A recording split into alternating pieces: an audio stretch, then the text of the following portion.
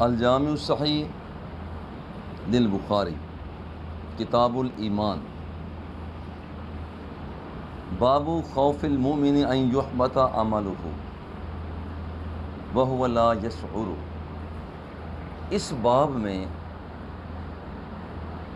بندہ مومن کے دل کی دھڑکنوں کے احساس کو بیان کیا گیا کہ بندہ مومن ہر وقت اس بات سے ڈرتا ہے کہ میرا کوئی ایسا جملہ نہ ظاہر ہو جائے، ایسا کلام ظاہر نہ ہو جائے، ایسا عمل ظاہر نہ ہو جائے کہ جس کی وجہ سے میرے اعمال ساقط ہو جائیں۔ اور بعض اوقات ایسا ہوتا ہے کہ ایک آدمی جملہ بولتا ہے، العیاذ باللہ، پھر ساری زندگی اس کو بھگتتا رہتا ہے، الا یہ کہ وہ توبہ کر لے۔ یہی وجہ ہے کہ کوئی شخص زبان سے جملہ ایسا نکل جائے، پتہ چل جاتا ہے بندے کو، اندر محسوس ہو جاتا ہے کہ یہ جملہ میں نے سخت کہا ہے، کسی کی دل آزاری کی ہے، میں نے کسی پر طعنہ دیا ہے، میں نے جملہ کفریہ کلمہ بول لیا ہے، یہ بندے کو پتہ چل جاتا ہے۔ فوری طور پر اللہ رب العزت کی بارگاہ میں توبہ و استغفار کرے، اللہ معاف فرما دیتا ہے۔ بندہ مومن کو ہر وقت یہ ڈر رہتا ہے کہ کہیں کوئی بات پھسل نہ جائے جس کی وجہ سے میں پھر نئے سرے سے آ جاؤں، نامہ اعمال میرا بالکل پہلا صاف ہو جائے۔ اور یہ بات ذہن میں رکھیں، آج کل جملے گانوں کی صورت میں، غزلوں کی صورت میں، شعروں کی صورت میں ایسے جملے آ رہے ہیں کہ جب انسان انہیں اپنی نوک زبان لاتا ہے تو وہ نامہ اعمال ختم ہو جاتا ہے۔ صبح کے درس شریف میں نے ایک مرتبہ یہ باقاعدہ طور پر ہمارے کون کون سے ایسے، وہ ایک باقاعدہ کتابیں چھپی ہوئی ہیں کہ کون کون سے گانے ہیں، کون کون سی غزلیں ہیں، کون کون سے بول ہیں، جب ہم بولتے ہیں تو اس وقت وہ نامہ اعمال صاف ہو جاتا ہے، بندے کو پتہ بھی نہیں چلتا، وہو لا یشعر۔ بندہ مومن ڈرتا ہے کہ کوئی جملہ نہ بولا جائے، مگر یہ منافق ہے، اسے کوئی احساس نہیں ہوتا، کیونکہ منافق تو پہلے میلا ہے، وہ اگر اور میلا ہو جائے تو اس کو میل کچیل کا احساس نہیں ہوتا۔ بندہ مومن تو صاف ہے، اور صاف کپڑا ذرا غور کریں، جس کا کپڑا بالکل صاف ہو کچھ دیر کے لیے تو وہ خیال کرتا ہی ہے نا کہ اس پر شلوٹیں نہ پڑیں، اس پر چھینٹیں نہ پڑ جائیں، اس پر گارا نہ پڑ جائے، مٹی نہ لگ جائے، زیادہ دیر تک نہ سی، کچھ دیر تک وہاں پر اسے یہ احساس باقی رہتا ہے کہ یہاں پر مکھیاں بیٹھیں گی، وہاں پر وہ اپنے اثرات چھوڑ جائیں گی، وغیرہ وغیرہ۔ صاف شفاف سفید کپڑے والا بندہ اس بات کا احساس کرتا ہے، اور جس کے کپڑے پہلے ہی میلے کچیلے ہوں اسے تو کوئی احساس نہیں ہوگا، وہاں پر اور داغ لگ جائے، اور لگ جائے، اور لگ جائے۔ آپ ذرا غور کر لیں، ایک بندہ کھرات پہ کام کرنے والا ہے، اور اگر اس کے پہلے سے ہی میلے کچیلے کپڑے ہو چکے ہیں، کھرات والے کو میلے کپڑے ہو جاتے ہیں اس کے، وہ اگر ایک اور پرزہ بنایا اس نے اپنے کپڑے کے ساتھ ہی صاف کر لیا تو اسے محسوس نہیں ہوتا، کپڑے تو پہلے وہ مٹی سے اٹے ہوئے ہیں، اس پر پٹرول لگا ہوا ہے، اس پر ڈیزل لگا ہوا ہے، اس پر گریس لگی ہوئی ہے، اور تھوڑی سی لگ گئی، کوئی عرض کی اسے نہیں محسوس ہوگا۔ محسوس اسے ہوگا جو صاف اور شفاف کپڑے لے کر گئے۔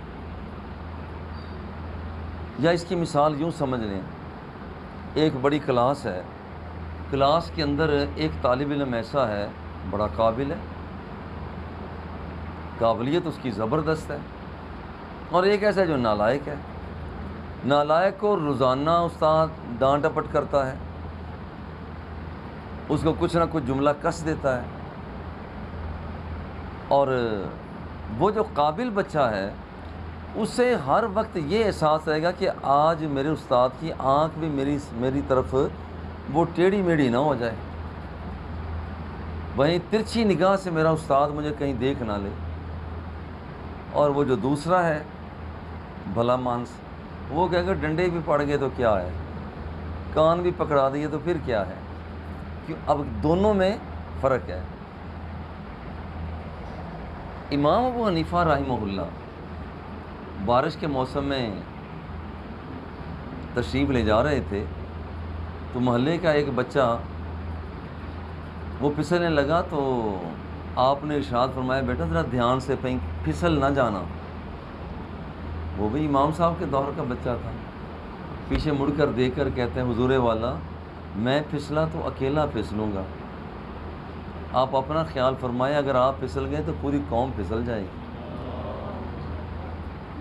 ذرا غور کریں۔ بالکل اسی طرح وہاں پر جو بندہ صاف ہے، شفاف ہے، نکھرا ہوا ہے، اگر وہ بندہ اسے داغ لگتا ہے، دھبا لگتا ہے، گرتا ہے، وہ اسے احساس زیادہ ہوتا ہے۔ جو قابل طالب علم ہے اسے احساس زیادہ ہوتا ہے کہیں میرا استاد وہ مجھے وہ ترچھی نظر سے نہ دیکھ لے۔ صاف کپڑے والے کو احساس زیادہ ہوتا ہے کہیں میرے کپڑے پر داغ دھبا نہ لگے۔ دیکھیے بالکل اسی طرح سے جو بندہ مومن ہے اس کی چادر صاف ہے، وہ اس معاشرے کا بہترین اسٹوڈنٹ ہے، اس قوم کا بہترین فرد ہے، چونکہ وہ صاف ہے، شفاف ہے، نکھرا ہوا ہے، صاف ستھرا ہے، اسی لیے اسے ہر وقت یہ دھڑکا لگا رہتا ہے کہیں میرے اعمال ضائع نہ ہو جائے، کہیں نامہ اعمال صاف نہ ہو جائے، کہیں غلطی نہ ہو جائے، کہیں گستاخی نہ ہو جائے، جملہ زیادہ نہ نکل جائے، کہیں میرے ہاتھ سے ظلم نہ ہو جائے، کہیں میں جور و جفا کے مرکز کی طرف چل کے چلا نہ جاؤں، کہیں میں کسی کی چغلی نہ کھا لوں۔ ہر وقت سے باب خوف المومن ان یحبط عملہ، بندہ مومن کو یہ خوف ہوتا ہے ان یحبط عملہ، کہیں اس کا عمل ہی نہ گر جائے، وہو لا یشعر، اور اسے پتہ بھی نہ چلے۔ اور یہ ایسا ہو سکتا ہے کہ پتہ نہیں چلتا اور عمل بھی گر جاتا ہے۔ اللہ جل جلالہ ارشاد فرماتا ہے لا ترفعوا اصواتکم فوق صوت النبی، لوگو میرے نبی کی آواز پر اتنی بھی برداشت نہیں ہے، میرے نبی کی آواز پر بھی کہیں اپنی آواز کو بلند نہ کر بیٹھ، اور پھر یہ ہے کہ تمہارے نامہ اعمال میں وہ بالکل تم 0 پوائنٹ پہ آ جاؤ، گر جائے، وَأَنْتُمْ لَا تَشْعُرُونَ، اور تمہیں شعور بھی نہ ہو، احساس بھی نہ ہو، سارے اعمال ہی گر جائیں۔ اس کا مطلب ہے عمل گر جاتا ہے، بعض کا بندے کو پتہ نہیں چلتا، لہٰذا زبان کو، یہی وجہ ہے کہا جاتا ہے عقل مند بندے کی زبان اس کے سوچ کے پیچھے ہوا کرتی ہے، اور بے وقوف کی زبان جو ہوتی ہے اس کی سوچ کے آگے ہوا کرتی ہے۔ وہ جس کی زبان آگے ہوا کرتی ہے اس نے کچھ سوچنا نہیں ہوتا، کہہ دینا ہوتا ہے۔ عقل مند جو بندہ، سیانہ بندہ ہوتا ہے، پہلے وہ سوچتا ہے، اس کے بعد وہ تولتا ہے۔ وَهُوَ لَا يَشْعُرُ وَقَالَ ابراہیم التیمی ما عرضت قولی علی عمل الا خشیت ان اکون مکذبا۔ دیکھیں وہاں پر امام بخاری رحمہ اللہ وہ فرماتے ہیں کہ ابراہیم تیمی وہ فرماتے ہیں کہ جب بھی میں نے اپنے ایمان کے قول کو، وہ جو اندر تصدیق ہے نا، جب میں نے اپنے ایمان کے قول کو اپنے عمل پر پیش کیا تو میں تھر تھر کانپنے لگا ہوں، میں پریشان ہو گیا، کہیں قدرت اور فطرت کی طرف سے یہی جواب نہ آ جائے کہ تیرا اندر کا قول، تیرا ایمان تو تیرے عمل کے مطابق نہیں، یا تیرا عمل جو ہے وہ تیرے ایمان کے اندر کی قوت کے مطابق نہیں۔ اتنی بڑی شخصیتیں ڈر رہی ہیں، کہیں ایسا نہ ہو کہ ہمارے اندر اور باہر کے حوالہ سے کوئی تبصرہ ہو جائے۔ آج ہمیں کس قدر سوچ کر آگے قدم رکھنے کی ضرورت ہے۔ شیخ ابراہیم تیمی وہ فرماتے ہیں کہ میں نے جب بھی اپنا قول اپنے عمل پر پیش کیا الا خشیت ان اکون مکذبا، تو مجھے ڈر یہی لگا کہیں مجھے جھٹلا ہی نہ دیا جائے کہ اندر یہ ہے باہر یہ ہے۔ یہ والے بزرگ فرماتے ہیں یا تو اندر کو باہر کے مطابق کر لو یا باہر کو اندر کے مطابق کر لو، تاکہ آدمی اللہ جل جلالہ کی پکڑ سے، اس کی جھڑکی سے محفوظ تو رہ سکے۔ یا اپنے باطن کو ظاہر کے مطابق کر لو یا ظاہر کو باطن کے مطابق کر لو، مطلب یہ ہے کہ اندر اور باہر ایک جیسا ہونا چاہیے۔ ان اکون مکذبا، کہتے ہیں مجھے ڈر یہ لگتا ہے کہیں مجھے جھٹلا ہی نہ دیا جائے، کہیں ایسا نہ ہو کہ یہاں پر مکذبن بھی ہے اور مکذبن بھی ہے۔ لا اکون ممن عمل بمقتضاہ، تو کہتے ہیں کہ یہاں پر مجھے یہ ڈر لگتا رہا ہمیشہ کہیں ایسا نہ ہو کہ وہاں پر کوئی مجھے مانو خشیت ان یکذبنی من رآ عمل مخالفا لقولی، کہیں کوئی بندہ یہی نہ کہتے جناب آپ ادھر سے دعویٰ ایمان کرتے ہیں ادھر سے عمل یہ کرتے ہیں، عمل یہ ہے اور ادھر سے دعویٰ ایمان ہے۔ یہ بندے کو ڈر رہنا چاہیے، اور اگر یہ لکیر ختم ہو جائے نا، یہ ڈر ختم ہو جائے، پھر سمجھ لیں کہ وہ بندہ کہیں نہ کہیں وہ جھول کھا جائے گا، مار کھا جائے گا۔ اور یہ ڈر ہونا چاہیے کہ میری تکذیب نہ کر دے، کوئی جھٹلا ہی نہ دے، انسان کا اندر اور باہر وہ ایک جیسا ہو۔ اللہ اکبر۔ وقال ابن ابی ملیکہ تھا ادرکت الثلاثین من صحابہ، اور یہ بات تو اور بھی زیادہ بندے کی آنکھیں کھولنے کے لیے کافی ہے۔ ابن ابی ملیکہ عبداللہ بن عبید اللہ، اب یہ کہتے ہیں میں نے 30 صحابہ کے انٹرویو لیے، 30 صحابہ کے میں نے جائزے لیے۔ وہ جیسے ہم نے کوئی رپورٹ تیار کرنی ہوتی ہے تو لوگوں سے پوچھتے ہیں بھئی آپ کی کیا رائے ہے، آپ کی کیا رائے ہے، آپ کیسے کہتے ہیں۔ کہنے میں 30 صحابہ کو کھنگالا، اندر تک میں گیا ہوں کہ جناب آپ یہ بتائیے کہ صورتحال کیا ہے باہر اور اندر کے حوالہ سے۔ کلہم یخاف النفاق علی نفسہ، ان میں سے ہر بندہ یہی خوف زدہ تھا کہ کہیں ایسا نہ ہو کہ کوئی ایسا جملہ نکل چکا ہو کہ ہمارا شمار منافقین میں ہو جائے، یا ہم ان جیسے شمار کیے جانے لگیں، کہیں ایسا نہ ہو۔ کہتے ہیں کہ یہاں پر مجھے یہی خوف لگا رہا، کلہم یخاف النفاق، ان میں سے ہر بندہ نفاق کا خوف کرتا تھا علی نفسہ ہی۔ یہ اصل میں ہے نیچے لکھا نا مبالغۃً فی الورع، جس کا مطلب پرہیزگاری کے اندر وہ بڑے اونچے مقام پر تھے، وہ تھوڑی سی بات پر بھی پریشان ہو جاتے تھے کہ کہیں ایسا نہ ہو کہ یہاں پر وہ لوگ جو منافق لوگ ہیں ہمیں ان جیسا شمار کیا جانے لگے، کہ یہاں ہمارے قول اور عمل کے اندر، قول اور فعل کے اندر، ہمارے اندر اور باہر کے اندر کوئی فرق پیدا ہو جائے۔ کلہم یخاف النفاق علی نفسہ ما منہم احد یقول انہ علی ایمان جبرائیل۔ دیکھیں صحابہ جیسی شخصیتیں وہ پورے بھرپور ڈرتے ہوئے، ڈر کی وجہ سے نا بھرپور طریقہ سے یہ نہیں کہہ پاتے تھے کہ ہمارا ایمان جناب جبریل کے ایمان کی طرح ہے، ہمارا ایمان وہ میکائیل کے ایمان کی طرح ہے، یعنی ڈرتے تھے، انہیں خوف لگتا تھا کہیں یہ بھی بڑا بول نہ ہو جائے۔ دیکھیں یہاں پر کچھ لوگ ہوتے ہیں، ایک آدمی میرے پاس آیا، کہنے لگے جی میرا یہ کام پھنسا ہوا ہے، کوئی تعویذ دے دے۔ میں نے کہا میں تمہیں تعویذ دیتا ہوں، خیال کرنا، استعمال کرنا ہوگا۔ جی کروں گا۔ میں نے کہا اپنی زندگی کی ہسٹری سامنے لا، جہاں کہیں تو نے بڑا بول بولا ہے اس سے توبہ استغفار کر۔ بڑا بول اس کا بھگتنا بندے کو، وہ اللہ معاف فرمائے معافی کی طرف نہ آئے تو ساری زندگی بھگتنا پڑتا ہے۔ ایک جملہ ہوتا ہے، ایک قول ہوتا ہے، وہ اندر کی ایک بات ہوتی ہے، وہ جیسے ہی وہ بندہ کہہ دیتا ہے الا یہ کہ اس سے توبہ طائب ہو جائے۔ اور اسی طرح سے جناب حسن بصری رحمہ اللہ، ان سے یہ بات لی گئی ما خافہ الا مومن۔ دیکھیں نفاق سے وہی بندہ ڈرتا ہے جو ایماندار ہے۔ بھائی جو بندہ پہلے ہی میلا ہے، آپ دیکھ لیں جن بچوں کے کپڑے ذرا میلے کچیلے ہوتے ہیں تو وہ انہیں کوئی اثر نہیں ہوتا، وہ جیسے بھی ہوں. لیکن جن کے کپڑے صاف ستھرے ہوتے ہیں اصل میں پریشانی انہیں ہوا کرتی ہے. الا مومن ولا آمنہ الا منافقن، اور منافق تو ہمیشہ مطمئن رہتا ہے، وہ کہتا ہے کوئی ایسی بات نہیں، یہاں پر سب ٹھیک ہے، سب چلتا ہے، سب چلتا ہے. مگر یہ سب چلتا ہے یہ اس بندے کے نفاق کی، اور یہ اتنا اس قدر بندے کو دلیر نہیں ہونا چاہیے کہ کوئی بندہ اتنا دلیر ہو جائے کہ وہ کہتا ہے پھر جناب کوئی بات نہیں، کوئی ہوتا ہے تو ہوتا رہے، کوئی ایسا مسئلہ نہیں.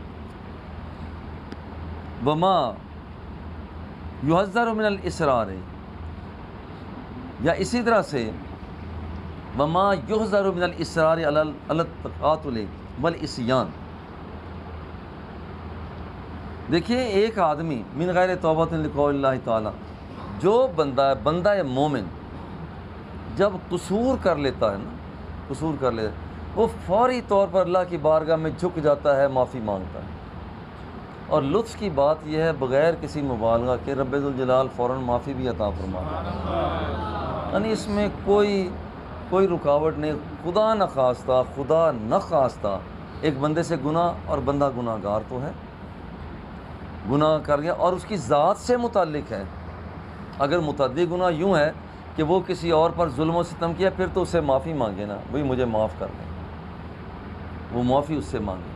اور اگر کسی پر ظلم نہیں کیا، جبر نہیں، اپنی ہی ذات سے متعلقہ کوئی ایسا گناہ کر لیا، آنکھ نے گناہ کر لیا، کان نے، ہاتھ نے، پاؤں نے، تو فوری طور پر ادھر سے گناہ کیا، ادھر سے صاف ستھرا ہو کر رب کی بارگاہ میں حاضر ہو کر میرے اللہ یہ گناہ ہو گیا ہے، اب میں تیری ذات سے معافی مانگ رہا ہوں. دیر نہ کریں، وہ ہو سکتا ہے کہ اس کے بعد ہمیں وقت دستیاب نہ ہو. اور کہتے ہیں کہ اس طریقے سے کوئی شخص جب بندہ مومن تقاۃ العصیان کی طرف جاتا ہے تو پھر وہ اس پر اصرار نہیں کرتا، بار بار اسے نہیں کرتا، اور پھر یہ ہے کہ توبہ فوراً کر لیتا ہے. اور ایسے بندگان خدا کے لیے اللہ جل جلالہ ارشاد فرماتا ہے وَلَمْ يُصِرُّوا عَلَىٰ مَا فَعَلُوا وَهُمْ يَعْلَمُونَ، کہ جو گناہ کر لیتے ہیں، گناہ کرنے کے بعد عصیان طغیان ہو گیا، مگر اب یہ ہے کہ وہ اس پر اصرار، اور وہ توبہ کرتے ہیں. آیت کے پچھلے حصہ میں وہ توبہ کرتے ہیں، استغفار کر لیتے ہیں، اس پر اصرار نہیں کرتے، بار بار دہراتے نہیں ہیں. یہ عمل غلطی ہو گئی ہے، اللہ سے معافی مانگی، معاف کر دیتا ہے. اور خدا نخواستہ اگر بار بار بھی غلطی کر لیتا ہے، بار بار بھی غلطی کرتا ہے، تو بار بار توبہ بھی کرتا رہے تو رب ذوالجلال پھر بھی معافی عطا فرما دیتا ہے. یہ اس کی ذات کا کرم اور اس کی ذات کا احسان. انما التوبۃ علی اللہ للذین یعملون السوء بجہالۃ ثم یتوبون من قریب. جو لوگ گناہ کرنے کے بعد جلد ہی توبہ بھی کر لیتے ہیں، غلطی ہوئی توبہ بھی کر لیں. انما التوبۃ علی اللہ، اللہ جل جلالہ نے ایسے بندوں کو معاف کرنا اپنے ذمہ خود ہی لے لیا ہوا ہے. یعنی جیسے ذمہ داری ہم تو اللہ پر ذمہ داری نہیں لگا سکتے، اللہ تو ہم پر ذمہ داری لگا سکتا ہے، لیکن اللہ جل جلالہ نے خود اپنی ذات پر خود ہی ذمہ داری لگا لی ہے کہ جب میرا بندہ گناہ کرے گا، عصیان طغیان کرے گا، بے حیائی بے غیرتی کے اڈے پر جائے گا، مگر پھر وہ مجھ سے معافی مانگے گا. انما التوبۃ علی اللہ، اللہ جل جلالہ فرماتا ہے میں اس بندے کو معافی عطا فرما دوں گا. اللہ اللہ. حدثنا محمد بن عرارہ، پوری اسناد کے بعد، ان النبی صلی اللہ علیہ وسلم قال سباب المسلم فسوق وقتالہ کفر. دیکھیے مسلمان کو گالی دینا یہ فسق ہے. اور سباب کیا ہے؟ صرف یہی نہیں ہے کہ ماں بہن کی گالی دے دی جائے، ہر ایسا تیز ترچھا نکیلا جملہ جو اس کی حد عزت کر سکتا ہو، وہ سارے کا سارا سباب میں گالی میں آ جاتا ہے. ایک آدمی دوسرے آدمی کو ماں بہن کی گالی دیتا ہے، یہ تو گالی ہے ہی صحیح، مگر ایسا جملہ کس دیتا ہے کہ جس کی وجہ سے اس بندے کے اندر وہ گراوٹ پیدا ہوتی ہے، وہ ہچکچاہٹ محسوس کرتا ہے یہ بھی گالی کے اندر شمار کیا جاتا ہے کہ اس کی حد کی عزت اس نے کی. اور جو مسلمان کو گالی دیتا ہے فسوقن، یہ فسق و فجور سے کام لیتا ہے. وقتالہ کفر، اور اگر اس کے ساتھ قتال کرتا ہے تو پھر یہ کفر ہے. دیکھیے یہاں پر ہے یہ کفر ہے. حالانکہ اگر دو مومن آپس میں لڑائی کرتے ہیں، ایک قاتل ہے دوسرا مقتول ہے، قاتل کو گناہ تو ہوتا ہے. اگرچہ ایک حدیث پاک میں آتا ہے کہ قاتل اور مقتول وہ دونوں جہنمی ہیں. اور کہ حضور قاتل تو جہنمی ہوا، پتہ چلا اس پر تو فرد جرم عائد ہو گئی، تو مقتول کیوں جہنمی ہو گیا؟ حضور نے فرمایا کیونکہ وہ اس قاتل کو قتل کرنے کا ارادہ تو رکھتا تھا، اور پکا ارادہ رکھتا تھا کہ میں نے، وہ دونوں آپس میں لڑ رہے ہیں، وہ اسے قتل کرنا چاہتا ہے، وہ اسے قتل کرنا چاہتا ہے، تو قاتل بھی جہنمی ہوا اور یہ مقتول جو ہے وہ بھی جہنمی ہوا،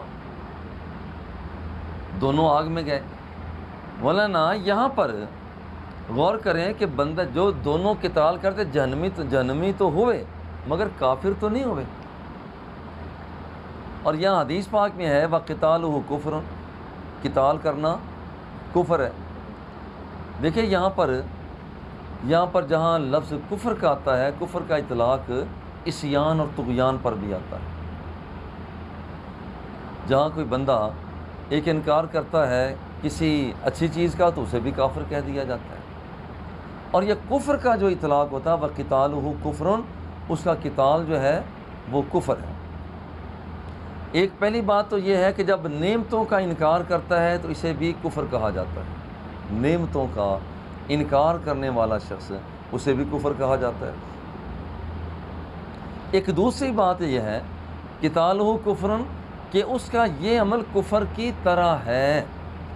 تھوڑا سا آگے ہو جائیں، لوگ کافی آگے. وقتالہ کفرن، اس کا قتال کفر ہے. یعنی جیسے کافروں کا معاملہ ہوتا ہے وہ کافروں کی طرح کا یہ معاملہ ہے. کافر تو نہیں ہوا مگر کافروں کی طرح کا یہ معاملہ ہے. حدثنا قتیبہ بن سعید عن انس قال اخبرنی عبادہ بن الصامت ان رسول اللہ صلی اللہ علیہ وآلہ وسلم خرج، حضور علیہ الصلوۃ والتسلیم تشریف لائے، یخبر بلیلۃ القدر، اور حضور اپنے کاشانہ نبوت سے تشریف اس لیے لائے تھے کہ آج وہ لیلۃ القدر کے بارے میں تعیین فرما دیں کہ فلاں رات ہے جو وہ قدر والی رات ہے. اب عجیب بات یہ ہوئی کہ تعیین نہ فرمائی. وجہ کیا تھی؟ فَتَلَاحَا رَجُلَانِ مِنَ الْمُسْلِمِينَ، مسلمانوں میں سے دو بندے وہ باہر جھگڑا کر رہے تھے، وہ آپس میں لڑائی کر رہے تھے، جھگڑا تھا، آواز اونچی نکل رہی تھی. فقال، حضور نے فرمایا میں اپنے گھر سے نکلا تو اس لیے تھا کہ میں تمہیں بتاؤں کہ قدر والی رات کون سی ہے، قدر والی رات کون، لیلۃ القدر کون سی ہے، تعیین کر دوں کہ وہ 27ویں کی ہے، 25ویں کی ہے، وہ یا 29ویں کون سی رات ہے. میں تو اس لیے نکلا تھا، لیکن میں جب باہر نکلا ہوں انہ تلاحا فلان و فلان، اور دیکھو فلاں فلاں بندہ آپس میں جھگڑ رہے تھے، تو ہوا کیا؟ فروفیت، تو وہ اس کا جو علم ہے نا لیلۃ القدر، دیکھو دو بندے جھگڑا کریں، دو جھگڑا کرنے والوں کا اثر یہ پڑا کہ جس چیز کی تعیین حضور علیہ الصلوۃ والتسلیم فرمانا چاہتے تھے وہ غائب ہو گئی. اب دیکھیں دو بندوں کی لڑائی کا نقصان کتنا ہوتا ہے، اور جس معاشرے کے اندر لڑائی جھگڑا دھینگا مشتی دنگا فساد ہو تو وہ برکات اٹھ جایا کرتی ہیں. جیسے دو بندے آپس میں جھگڑ رہے ہیں، حضور تشریف لائے ہیں، میں نے بتا دوں کہ لیلۃ القدر یہ ہے، مگر جب باہر تشریف لائے دو آدمی جھگڑا کر رہے ہیں، فرماتے ہیں فروفیات، اور جو اس کا علم تھا وہ اٹھا لیا گیا. وَعَسَىٰ أَن يَكُونَ خَيْرًا لَكُمْ، اور حضور نے فرمایا کہ ہر کام میں حکمت ہوتی ہے. جب کوئی نقصان ہو جائے نا تو بندہ مومن کا کمال ہے، نقصان ہو جائے تو پھر یہ اسی کو لے کر نہ بھاگتا پھر یہ ہو گیا یہ نقصان ہو گیا، نہیں. دیکھیے حضور پاک فرماتے ہیں عَسَىٰ أَن يَكُونَ خَيْرًا لَكُمْ، اچھا ہو سکتا ہے کہ لیلۃ القدر کا چھپا ہوا ہونا ہی تمہارے لیے بہتری کا باعث ہو. اور میں نے خود دیکھا کہ کچھ لوگ واقعتاً ایسے ہوتے ہیں کہ وہ لوگ وہ آخری راتوں میں تاک راتوں میں اپنے آپ کو بھرپور طریقے سے آگے لے جا کر کرتے. اور اگر انہیں یہ پتہ چلتا کہ جناب وہ صرف اور صرف فلاں رات ہی وہ لیلۃ القدر ہے تو وہ تو صرف اسی رات کی عبادت کرتے ہیں نا. مگر اب کیا ہوتا ہے؟ اب یہ ہوتا ہے کہ وہ لوگ صرف اسی رات کی عبادت نہیں کرتے بلکہ باقی جو تاک راتیں ہیں ان میں اپنے آپ کو بیدار رکھنے کی کوشش کرتے ہیں. وَعَسَىٰ أَن يَكُونَ خَيْرًا لَكُمْ الْتَمِسُوهَا فِي السَّبْعِ وَالتِّسْعِ وَالْخَمْسِ. حضور نے فرمایا کہ دیکھو وہاں پر 27ویں کی رات ہے نا، ویسے ہے فی السبع بین السطور لکھا ہے کہ لیلۃ السبع والعشرین، یعنی وہ 27ویں کی رات ہے، 29ویں کی رات ہے یا 25ویں رات. اب یہاں پر یہ فرما دیا گیا کہ یہاں پر وہ کون سی رات ہے یہاں پر متعین نہیں ہوا. جب متعین ہی نہیں ہوا تو یہ صرف اس لیے کہ تاکہ جو لوگ وہاں پر التماس کرنے میں ڈھونڈنے والے ہیں تاکہ وہ ڈھونڈتے رہیں اور اللہ جل جلالہ کی بارگاہ تک رسائی حاصل کرتے رہیں. باب سوال جبریل النبی صلی اللہ علیہ وسلم عن الایمان والاسلام والاحسان وعلم الساعۃ. حضرت جبریل امین حضور علیہ الصلوۃ والتسلیم کی بارگاہ میں حاضر ہوئے اور ایک مرتبہ حاضر نہیں ہوئے بلکہ حاضر ہوتے ہی رہتے تھے. حاضر ہوئے اور آ کر پوچھتے ہیں حضور علیہ الصلوۃ والتسلیم سے، عرض کرتے ہیں ایمان کیا ہے، اسلام کیا ہے، احسان کیا ہے، اور اس طرح سے قیامت کی گھڑی کب آئے گی. اور اس باب میں یہ بیان کیا جا رہا ہے کہ حضور علیہ الصلوۃ والتسلیم کا جبریل امین کو جواب دینا اور پھر فرمانا کہ جو جبریل نے ایمان اسلام کے بارے میں پوچھا ہے اور احسان کے بارے میں پوچھا ہے یہ سارے کا سارا ہی ایمان ہے.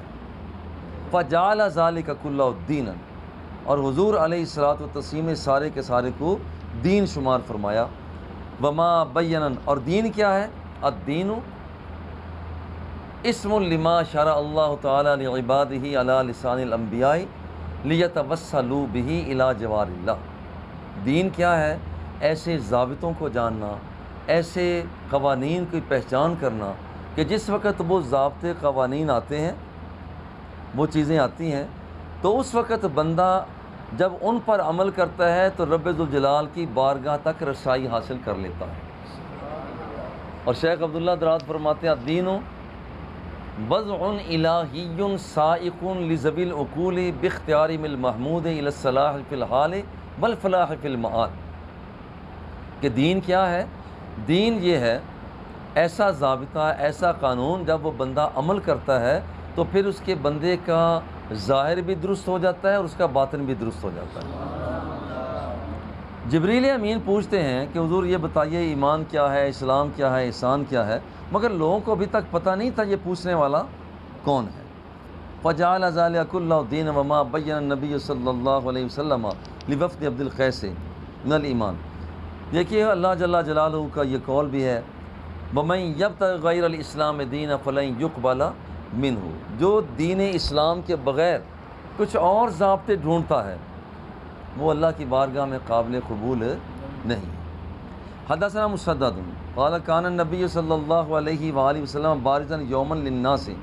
حضور علیہ الصلوۃ والتسلیم ایک دن لوگوں کے سامنے جلوہ فگن ہوئے تو ادھر سے ایک اور آدمی آیا اور آ کر پوچھتا حضور مل ایمان، ایمان کیا ہے؟ قال الایمان ان تؤمن باللہ وملائکتہ وبلقائہ ورسلہ. بھئی ایمان یہ ہے کہ اللہ جل جلالہ پر تو ایمان لائے، اس کا اقرار کرے، تسلیم کرے، اس کے فرشتوں کو مانے، اللہ جل جلالہ کی ملاقات پر تجھے یقین ہو، یعنی مرنے کے بعد جی اٹھنے کا احساس ہو، اور اسی طرح سے اس کے رسولوں پر ایمان لائے. وَتُؤْمِنُ بِالْبَعْثِ، مرنے کے بعد جی اٹھنے پر ایمان ہے. قَالَ مَا الْإِسْلَامُ، یعنی عقائد. ایمان جب کہا حضور نے عقائد کا ذکر کر دیا اور پھر پوچھا مَا الْإِسْلَامُ، اسلام کیا ہے؟ تو حضور علیہ الصلوۃ والتسلیم نے فرمایا الاسلام ان تعبد اللہ ولا تشرک بہ، اللہ جل جلالہ کی عبادت کرے اور اس کے ساتھ کسی کو شریک نہ ٹھہرائے، نماز کو قائم کرے، زکوٰۃ کو ادا کرے جو تجھ پر لازم کی گئی ہے، اور پھر رمضان المبارک کے روزے رکھے۔ اب یہاں پر حضور نے تمام اعمال کا اظہار کر دیا۔ قال عمل احسان، جس کا مطلب تھا کہ یہاں پر حضور بہت زیادہ اخلاص کی انتہا کیا ہے؟ قال ان تعبد اللہ کانک تراہ۔ اخلاص کی انتہا یہ ہے کہ جب تو عبادت کر رہا ہو، اور عبادت صرف نماز نہیں ہے، صرف روزہ حج زکوٰۃ نہیں ہے۔ جیسے ہم یہاں پر بیٹھے ہوئے، حالانکہ یہاں تو سبق پڑھا رہے ہیں، مگر باقاعدہ عبادت ہے۔ ایک آدمی کنویں میں گرنے لگا، خدا نخواستہ آپ اس کو پکڑ کر ہٹا دیتے ہیں، عبادت ہے۔ راستے میں چھلکا پڑا، آپ نے اٹھا کر پھینک دیا، الگ کر دیا تاکہ پھسل نہ جائے، عبادت ہے۔ بد نظری کر سکتے ہیں، نگاہوں کو جھکا لیا، عبادت ہے۔ سماعتیں آپ کی میلی ہو سکتی ہیں، باتیں ایسی ہیں، مگر آپ تو پیچھے ہٹ جاتے ہیں، نہیں سنتے ہیں، یہ عبادت ہے۔ تو عبادت کا مفہوم پوری زندگی پر محیط ہے، پوری زندگی پر محیط ہے۔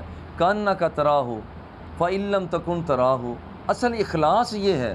یعنی پہلے پوچھا ایمان کیا ہے، اسلام کیا ہے، اور بھرپور اخلاص کیا ہے؟ تو کہا کہ اخلاص یہ ہے، یہاں پر اللہ جل جلالہ کی عبادت اس انداز میں کر، کانک تراہ، گویا کہ تو اپنے رب کو دیکھ رہا ہے۔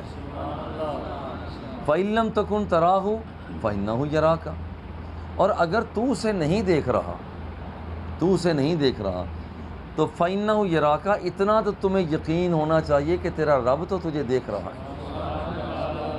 اور سادہ سے لفظوں میں اس کا مطلب یہ ہے کہ یہاں پر کبھی آپ نے دیکھا ہو، لکھا ہوتا ہے کیمرے کی آنکھ دیکھ رہی ہے۔ لوگ بڑے سیٹ میٹ ہو جاتے ہیں، وہ اپنی قمیض کو درست کرتے ہیں، کالر کو ٹھیک کرتے ہیں، کیمرے کی آنکھ دیکھ رہی ہے۔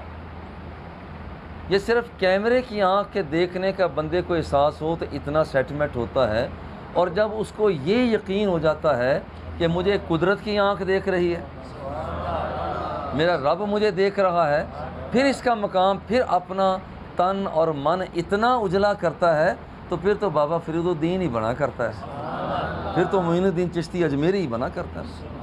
فإنہ یراک، اور بابا جی قبلہ رحمۃ اللہ تعالیٰ علیہ فرید الاسر، آپ فرمایا کرتے تھے، مجھے خود فرمایا، مظہر فیر، دیکھو کچھ لوگ ہوتے ہیں وہ صبح کو جاگتے ہیں جب کوئی بھی نہیں جاگا ہوتا، جب سب سو جاتے ہیں تو پھر مسجد کا دروازہ بند کر کے پھر بعد میں کہیں جا کر سوتے ہیں، مگر ان کا سفر وہیں کا وہیں ہوتا ہے، آگے بڑھتے نہیں ہیں۔ کیا وجہ ہے؟ میں کہا جی آپ بہتر جانتے ہیں۔ بابا نے فرمایا کہ اصل میں ان لوگوں کے اندر اخلاص نہیں ہوتا، حالانکہ محنت زیادہ، کام زیادہ، اور وہاں پر مشقت بہت زیادہ، مگر روحانی سفر طے نہیں ہو رہا۔ بھئی کیوں نہیں طے ہو رہا؟ اس لیے کہ یہاں پر اخلاص نہیں۔ اخلاص نہ ہو تو سارے کے سارے دن کیا وہ جو کارروائیاں ہیں وہ ساری کی ساری ملیا میٹ ہو جاتی ہیں۔ فإنہ یراک قال متی الساعۃ، پھر وہ پوچھنے والے نے پوچھا کہ قیامت کب آئے گی؟ قال مل مسئول بعالم من السائل۔ اچھا اب یہاں پر ہے مل مسئول عنہا، جس بندے سے قیامت کے بارے میں پوچھا جا رہا ہے، وہ پوچھنے والے سے مسئول عنہ، وہ سائل سے زیادہ تو نہیں جانتا۔ مطلب یہ ہے کہ وہاں پر اس معاملہ میں ہم برابر ہیں، لیکن برابری کے اظہار بھی فرما دیا، مگر فرمایا وَسَأُخْبِرُكَ عَنْ أَشْرَاطِهَا، ہاں میں آپ کو اس کی علامتیں بھی بیان کر دیتا ہوں۔ پہلے کہا کہ آپ بھی جانتے ہیں، میں بھی جانتا ہوں، اور کہا کہ وہاں پر ہوگا کیا کہ وہاں پر وہ وقت ایسا آئے گا جس وقت کہ جس وقت کہ لونڈی اپنے بچے کو، لونڈی اپنے مالک کو جنم دے گی۔ یعنی زمانہ ایسا آ جائے گا کہ لوگ اپنی ماؤں کے ساتھ ایسے رویہ اختیار کریں جیسے بادشاہ لوگ اختیار کرتے ہیں۔ امی روٹی لے کر آ جا، امی پانی لے کر آ جا، امی سالن ٹھیک نہیں ہے، امی یہ کیا کیوں نے کر لیا؟ فرمایا یہ قیامت کی نشانی ہے کہ وہاں پر ماں کی توہین کرنا۔ اذا ولدت الامۃ ربہا، جس وقت کہ ماں اپنے مالک کو جنم دے گی۔ یا ایک دوسرا مفہوم یہ ہے کہ قرب قیامت غلامی کے جو انداز ہے نا، جیسے پہلے تھے وہ غلام بنانا، لونڈیاں بنانا، یہ عمل بڑھ جائے گا، یہ عمل وہاں پر بڑھ جائے گا، اور کوئی آدمی ایک لونڈی کو خرید کر لائے گا، اسے بعد میں پتہ چلے گا کہ یہ تو میری ماں ہے جو بکتی ہوئی یہاں پر پہنچی ہے۔ اب یہ ہے کہ یہاں پر گویا کہ ماں نے اپنے مالک کو جنم دیا۔ وَإِذَا تَطَاوَلَ رُعَاةُ الْإِبِلِ الْبُهُمْ، کالے رنگ کے اونٹوں والے جو چرواہے ہیں وہ عمارتیں لمبی لمبی بنانا شروع کر دیں۔ فی خمس لا یعلمہن الا اللہ، اور اسی طرح سے وہاں پر کل یہ وہی ان 5 علوم میں سے یہ باتیں ہیں کہ جیسے کل کو کیا ہوگا، بارش کب برسے گی، پیٹ کے اندر لڑکا ہے یا لڑکی ہے، قیامت کب آئے گی، وہ علوم 5 5 علوم ہیں، یہ معاملہ انہی میں سے ہے۔ لا یعلمہن الا اللہ، اللہ کے سوا اسے کوئی نہیں جانتا۔ ثم تلا النبی صلی اللہ علیہ وآلہ وسلم، پھر حضور علیہ الصلوۃ نے تلاوت فرمائی، ان اللہ عندہ علم الساعہ، اللہ کی بارگاہ میں علم ساعہ اسی کی بارگاہ میں وہ جانتا ہے، یعنی جس کا مطلب ہے از خود وہی جانتا ہے، لیکن اس میں کوئی تضاد نہیں ہے کہ جسے وہ چاہتا ہے بتا دیتا ہے۔ اللہ جل جلالہ کی عطا سے وہ بندہ جاننے لگ جائے تو اس میں کوئی مذائقے کی بات، کتنی نشانیاں ہیں جو حضور علیہ الصلوۃ والتسلیم نے عطا، کوئی شک نہیں، قیامت کا علم، علوم 5 ان کا علم اللہ کو ہے، ذاتی طور پر علم اللہ کی ذات کو ہے۔ ہاں اگر وہ عطا فرماتا ہے تو پھر وہ عطا کر ہی دیتا ہے، اور وہ عطا دیکھیے، وَعَلَّمَكَ مَا لَمْ تَكُنْ تَعْلَمْ، اے نبی آپ کو اللہ جل جلالہ نے ہر وہ کچھ سکھا دیا جو تم پہلے نہیں جانتے تھے۔ تو حضور یہ 5 علم بھی تو نہیں جانتے تھے، اللہ فرماتا ہے جو تم نہیں جانتے تھے اللہ نے سکھا دیا، تو اس کا مطلب ہے کہ عطا کرنے والا رب ذوالجلال خدا ہے اور لینے والا ہمارا مصطفیٰ ہے، جب اس کے دینے میں کمی نہیں اور حضور کے لینے میں کوئی کمی نہیں۔ ثم ادبر، سائل پھر چلا گیا، فقال ردوہ، حضور علیہ الصلوۃ والتسلیم نے فرمایا اسے بلا کر لاؤ، فلم یروا شیئا، یہاں تو انہوں نے کچھ نہ دیکھا، وہاں پر جی حضور نہیں ہے، باہر نہیں ہے، وہاں پر حضور نے فرمایا اس بندے کو لے کر آؤ جو ابھی گیا تھا، حضور نہیں ہے۔ میں بابا جی قبلہ رحمۃ اللہ تعالی علیہ کی ایک بات آپ کو پیش کرتا ہوں۔ بابا جی نے خود فرمایا کہ جب نیا جامعہ فریدیہ بن رہا تھا، گول چوک مسجد سے سٹارٹ ہوا، کہتے میں پریشان بیٹھا ہوا تھا کہ بچوں کے کھانے کے لیے تو ہمارے پاس آٹا کی ایک چٹکی بھی نہیں ہے، اب بچوں نے کھانا کہاں سے ہے؟ کہتے میں بڑی پریشانی میں تھا، ایک آدمی نے وہ آٹا اٹھایا ہوا، کچھ سبزیات ہیں وہ لی ہوئی، اور اس نے آ کر میرے سامنے رکھ دی، یہ گول چوک مسجد کی بات ہے۔ کہتے میں حیران ہوا، میں دیکھتا رہا کہ اللہ تیری کتنی قدرت ہے، ابھی میں پریشان بیٹھا ہوا تھا کہ کوئی آ کر دے، کوئی ہونا چاہیے، مگر کچھ بھی نہیں تھا، یہ بندہ آ گیا۔ بھائی فرماتے ابھی میں اس کو دیکھ رہا تھا، سوچ رہا تھا، اتنی دیر میں وہ بندہ باہر نکل گیا۔ بابا جی کی عادت ہے کہ وہ رسید کاٹا کرتے ہیں، اور رسید آپ لوگوں کو بھی کچھ بھی ہو رسید ضرور کاٹا کریں۔ بابا فرماتے میں رسید کاٹنے لگا، اتنی دیر میں وہ بندہ چلا گیا۔ میں نے بچوں سے کہا بھائی ذرا اسے لے کر آؤ، جلدی آؤ، وہ رسید ابھی کاٹنی تھی اس کی۔ تھوڑی ہی دیر کے بعد، یعنی زیادہ دیر یہاں سے اٹھ کر وہ بندہ باہر گیا ہے، وہ گھوم کر ڈھونڈ کر اسے تلاش کر کے رہ گئے، آ کر کہا بابا جی وہ بندہ تو کوئی نظر نہیں آ رہا۔ یہ وہ چیزیں ہوتی ہیں جو قدرت کے اندر ہوتی ہیں، جو قدرت ہمیں عطا کرتی ہے۔ اب وہ کون تھا، اب ہم کیا کہہ سکتے ہیں وہ کون تھا؟ یہ بات ملتی ہے کہ یہاں پر دیکھا تو وہ کوئی بھی نہیں تھا باہر، تو وہاں پر قالا ھذا جبریل، حضور علیہ الصلوۃ والتسلیم نے ارشاد فرمایا جسے تم ڈھونڈ رہے تھے وہ جبریل امین تھے، جاء یعلم الناس دینہم، یہ ابھی آئے تھے، وہ تمہیں تمہارا دین سکھا رہے تھے، وہ تمہیں تمہارا دین سکھا رہے تھے، اور ان سب چیزوں کو دین فرمایا۔ وہاں پر ابو عبداللہ فرماتے جعل ذالک کلہ من الایمان، یہ جتنی چیزیں وہاں پر انہوں نے پوچھی ہیں، حضور ایمان کیا ہے، اسلام کیا ہے، حضور احسان کیا ہے، حضور قیامت کب آئے گی، فرمایا ان ساری چیزوں کو ایمان کامل سے شمار کیا ہے، کیونکہ نفس ایمان تو تصدیق قلبی سے آ جاتا ہے، مگر ایمان کامل ان ساری چیزوں کو جاننے کے بعد آتا ہے۔ وصلی اللہ تعالی علی حبیبہ و آلہ و اصحابہ۔